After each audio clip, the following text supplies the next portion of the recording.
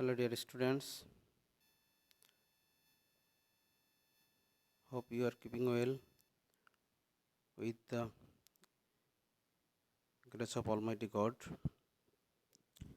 এই লকডাউন পিরিয়ডে তোমাদের অনলাইন ক্লাসের অংশ হিসেবে আজকে আমরা নবম শ্রেণীর ইংলিশ ফার্স্ট পার্টের উপর একটি ক্লাস করব। তোমাদের যে কোশ্চেন প্যাটার্ন আছে ফার্স্ট পার্টের, সেখান থেকে কোশ্চেন নাম্বার 4, 5 and 6 আজ আমরা সলভ করার চেষ্টা করব। তো চলো আমরা সলভ করার চেষ্টা করি। তো প্রথমে 4 নম্বরে যেটা থাকে, একটা প্যাসেজ থাকবে, সেটা তোমাদের খুব সুন্দর করে অর্থ অনুধাবন করে পড়তে হবে। অর্থ বুঝতে পারলে সেই অনুযায়ী তোমরা কোশ্চেনগুলো আনসার করতে পারবে। এখানে দেখো 4 নম্বরে লাল কালি দিয়ে লেখা আছে, read the following passage carefully and complete the table below with information from the passage. 1 into 5 equal to 5, মানে এক করে নাম্বার থাকবে একটা টেবিলের মধ্যে। তোমাদের আনসারগুলি সেই টেবিলের ফাঁকা স্থান অনুযায়ী আনসার দিয়ে পূরণ করতে হবে, আনসারগুলি করতে হবে। তো চলো প্রথমে আমরা প্যাসেজটি পড়ি। প্যাসেজটি হচ্ছে মইনুল ইসলামকে নিয়ে। কি Mainul Islam is a well known village doctor in the village of Tarapur under Rajshahi district. Mainul Islam হচ্ছেন একজন ওয়েল নোন,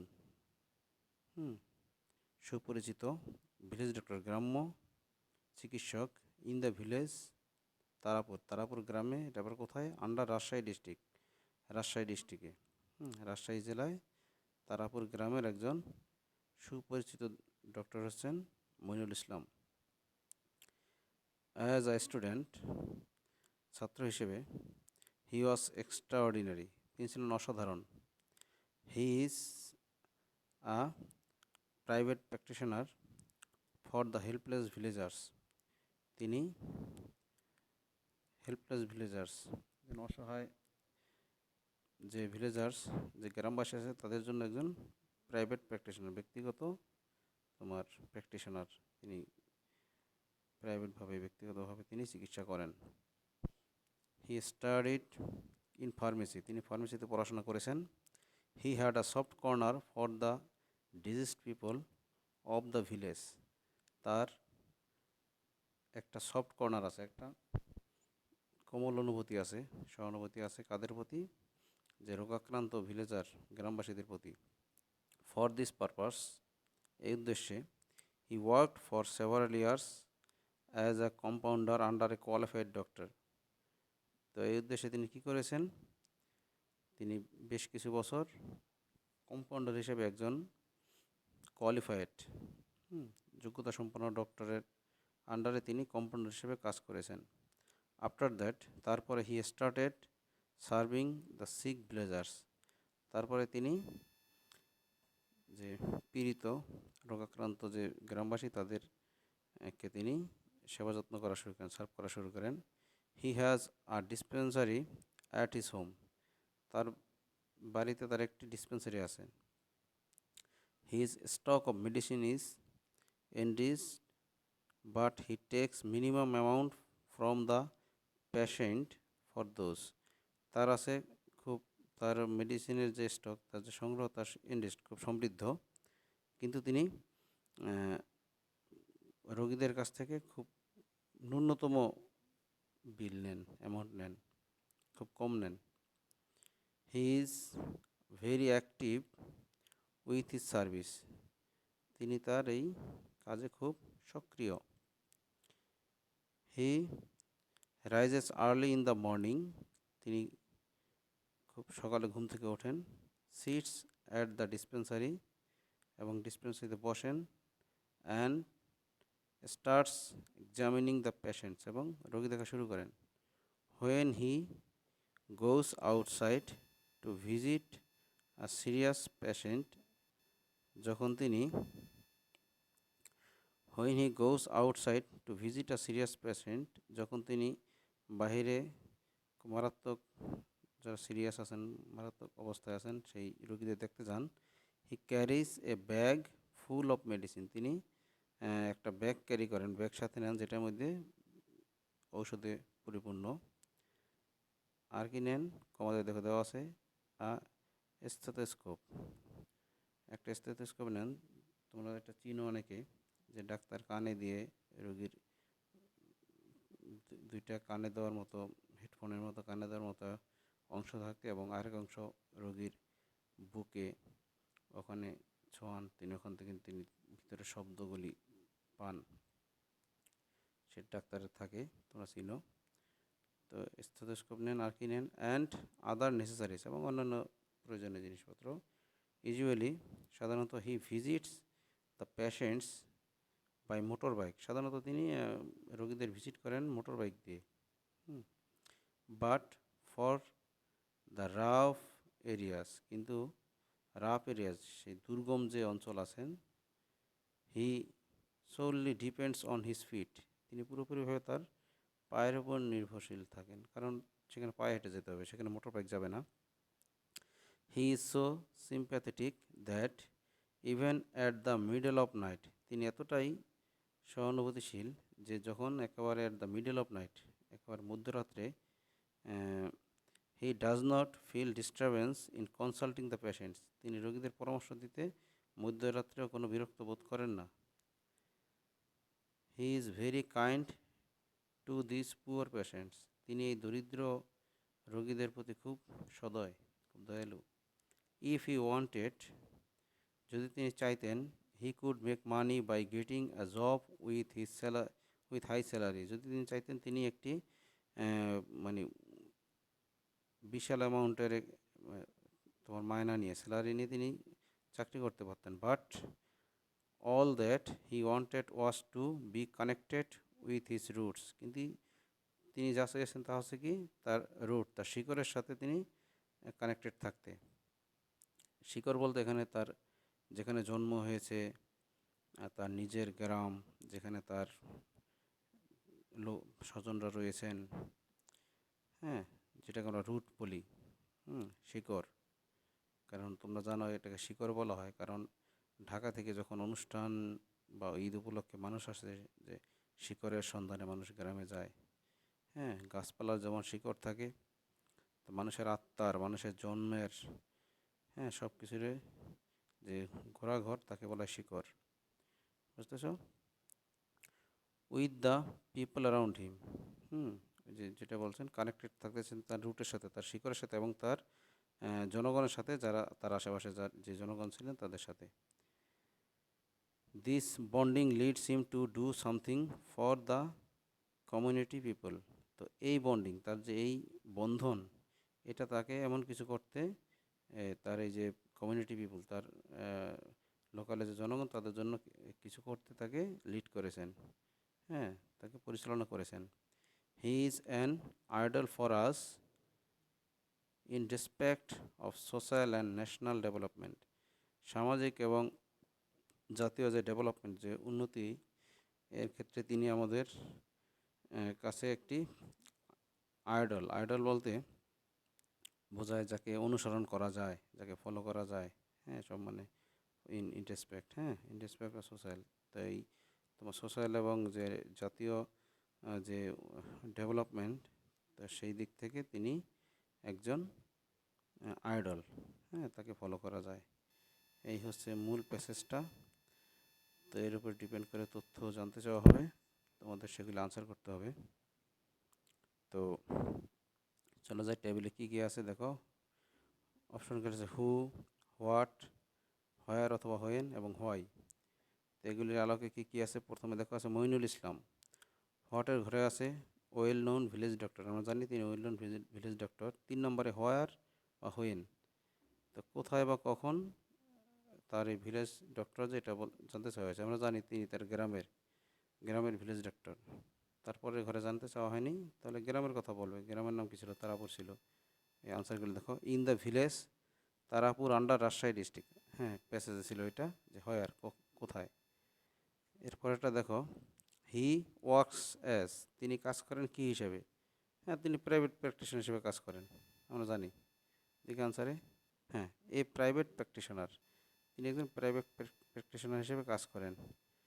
তারপরে কি আছে, হিজ ইন হিজ ভিলেজ, এটা তো গেল। তারপরে 3 নম্বর অপশনটা আছে তোমার হোয়াই, কেন, হোয়াইয়ের ঘরে, কারণ জনগণকে সার্ভ করার জন্য, ওখানে তো বলাই আছে।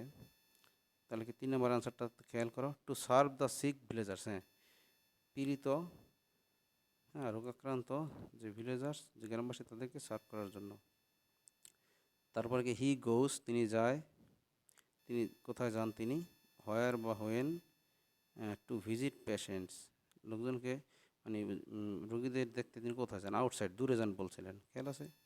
তাহলে এখানে আনসারটা দাও আউটসাইড, হ্যাঁ, আউটসাইডে দেওয়া আছে 4 নম্বরে, দেখো। তারপরে কি হি ড্যাশ, হি, এখানেও তথ্যগুলি দিতে হবে, কোন অ্যাঙ্গেলে তথ্যগুলি চাওয়া হয়েছে, মানে জানতে চাওয়া হয়েছে। হি 5 নম্বরে হোয়াট, হোয়াটের ঘরে ব্ল্যাঙ্ক রাখা হয়েছে। তারপরে at the middle of night to consult patient, মধ্যরাত্রে তিনি রোগীদের পরামর্শ দিতে তিনি কি করেন না, তিনি বিরক্ত বোধ করেন না, এরকম একটা ব্যাপার আছে, বিরক্তি বোধ না করার মতো একটা ব্যাপার আছে, যে ডাজ নট ফিল ডিস্টারবেন্স, হ্যাঁ, 5 নম্বরে দেখো, ডাজ নট ফিল ডিস্টারবেন্স। তো এভাবে বুঝে বুঝে আনসারগুলি করতে হবে। তো প্যাসেজ পরে তোমরা এই তথ্যগুলি পেয়ে যাবে ইজিলি। তারপরে কি 5 নম্বরে কি, from the reading of the above passage, যে উপরে যে প্যাসেজটি যে পড়েছো তার থেকে fill in the blanks with suitable words, হ্যাঁ, one word only in each blank. তো প্যাসেজটা পড়েছো, সেখান থেকে সুইটেবল ওয়ার্ড তোমাকে নিয়ে এটা পূরণ করতে হবে। তো একটা ব্ল্যাঙ্কে একটা ওয়ার্ডই বসাতে বলা হয়েছে। তাহলে কি Mainul Islam is a dash minded man, Mainul Islam তো খুব ভালো লোক ছিল, সফট কাইন্ড, এরকম ছিল না? তাহলে সফট বা কাইন্ড, সফট মাইন্ডেড ম্যান দাও, যে কোমল নরম মনের মানুষ, হ্যাঁ, এই নাম্বারে দেখো soft. As a dash student, তিনি স্টুডেন্ট হিসেবে কি মেরিটোরিয়াস স্টুডেন্ট, ওখানে বলা আছে। তাহলে as a meritorious student, B number meritorious বসানো যায়, হ্যাঁ, মেরিটোরিয়াস স্টুডেন্ট, হ্যাঁ, খুব ব্রিলিয়ান্ট স্টুডেন্ট ছিলেন। He has done well in all academic examinations, though he is a well-known village doctor in his area, he has no dash for earning money. তার টাকা income করার জন্য তার, হি হ্যাজ নো, কোন তার কি নেই, খুব লোভ লালসা বা ইচ্ছা নেই বেশি টাকা ইনকাম করার জন্য। তাহলে কি ছিল, ডিজায়ার, ইচ্ছা বা লালসা যেটা বলো, এটা নেই। রেদার, বরং he wants to do dash for the people of his village and B connected with his dash. Rather বংশ কি, হি ওয়ান্টস টু, তিনি চান কি, do dash for the people, যে ডু সামথিং, তার জনগণের সামথিং, এই যে ওখানে তোমার দেওয়া আছে, দেখো প্যাসেজে দেওয়া আছে, এরকম একটা খুলে দেওয়া ছিল, যে that leads him to do something for the villagers, আছে এরকম, হ্যাঁ। তারপরে কি, আচ্ছা, তারপরে কি লাস্টটা কানেক্টেড উইথ হিজ ড্যাশ, ওই তার শিকড়ের কথা বলছে, রুট, ই নম্বরে দেখো রুট। তারপরে কি 6 নম্বরে যাও, 6 নম্বর সে টেবিল ম্যাচ করতে হবে। Match the parts of the sentences given in the column A and column B, দুইটা কলাম দেওয়া আছে, এ এবং বি, এর যে পার্টগুলি আছে এগুলি ম্যাচ করে তোমার 5টা সেন্টেন্স তৈরি করতে হবে। তো 5 complete sentences, there are more parts of the sentences in column B than required, প্রয়োজনের সাথে বেশি দেওয়া আছে কলাম বিতে, কিন্তু বেশি তো নেওয়া যাবে না, 5টা তোমার তৈরি করতে হবে। তাহলে প্রথমটা কী আছে, since women are our mothers. তারপরে কি বি নাম্বার আছে, when we are at home if our mothers are uneducated without having academic environment for them, so the government should give dot dot. তারপরে কি our real education is difficult, more importance to women education, we always want her company, female education is a must, we remain at their close contact, the whole family would remain in the darkness of illiteracy. তারপরে কি আছে, their education is crying need to the, কি crying need is the crying need to the nations, আচ্ছা, তারপর কি হলো, since women are on mothers, যেহেতু ওমেনরা, নারীরা হচ্ছে আমাদের মা, সেক্ষেত্রে তা কোনটার সাথে যাওয়ার রিলেটেড যায় না, মোর ইম্পর্টেন্স দেয় না, উই অলওয়েজ মিলে না, ফিমেল উইমেন, এই যে দ্য হোল ফ্যামিলি, না এটা মিলে না, এই যে লাস্টেরটা কি আছে, এটা ঠিক করে আনি,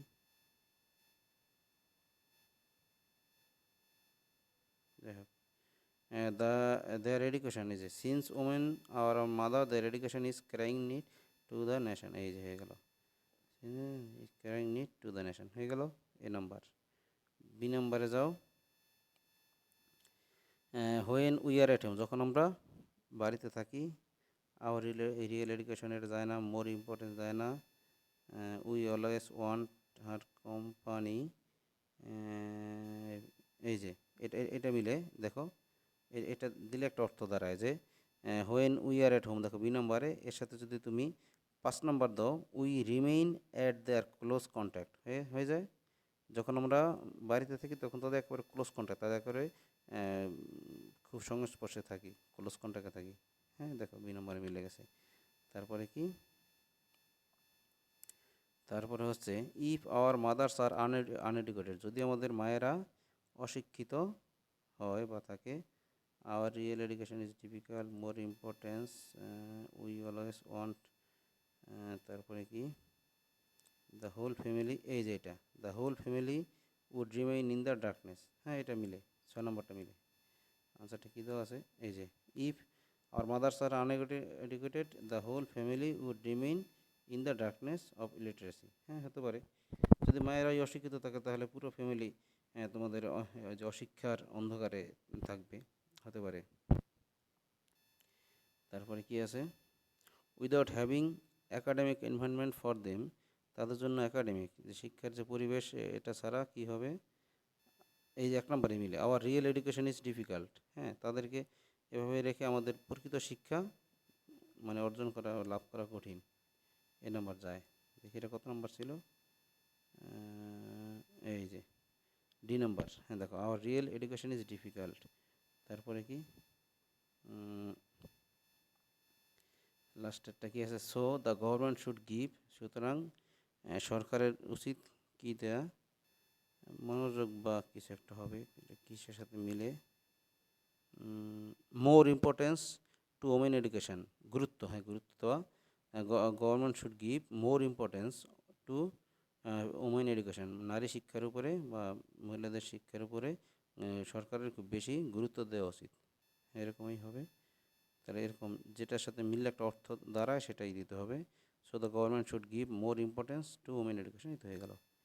তো এভাবে বুঝে বুঝে আনসার করতে হবে। আর অর্থ বুঝতে পারলে, প্যাসেজের অর্থ বুঝতে পারলে, প্রশ্নের অর্থ ধরতে পারলে আনসার করা খুব সহজ। এভাবে বুঝে বুঝে পড়বা। হ্যাঁ, সবাই ভালো থাকো, সুস্থ থাকো, সবাইকে ধন্যবাদ।